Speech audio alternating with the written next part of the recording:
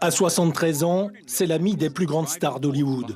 Le producteur Arnon Milchan a à son actif plus de 120 films, dont des succès comme Pretty Woman ou le récent et multi-oscarisé 12 Years a Slave. Mais derrière les paillettes, c'est une facette plus sombre et digne d'un polar qui apparaît au grand jour en 2013, lorsque le milliardaire se confie à la télévision israélienne et révèle son passé d'espion. Vous vous en voulez d'avoir participé à cela pendant toutes ces années? Ceux qui pensent cela, je leur dis, allez vous faire voir. Vous savez, j'ai fait tout ça pour mon pays et j'en suis fier. Dès les années 70, Arnon Milchan avait notamment cherché à procurer des équipements et des informations à Israël dans le cadre de son programme nucléaire. Et en 2000, il avait déjà avoué avoir facilité la vente de centaines de millions de dollars de missiles à Israël à travers ses multiples entreprises.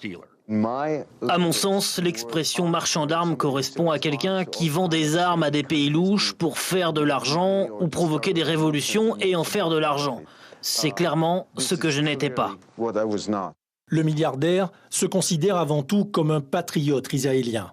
Aujourd'hui à la tête d'une fortune estimée à 3,5 milliards de dollars, Arnon Milchan peut tout s'offrir, y compris le motu tepoué à Bora Bora.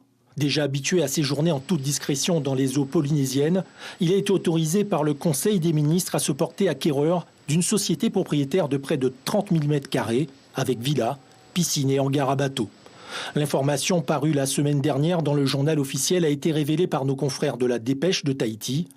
Une acquisition qui permettra peut-être à Milchan d'oublier ses démêlés actuels avec la justice israélienne dans une sombre histoire de corruption impliquant le Premier ministre Benjamin Netanyahou.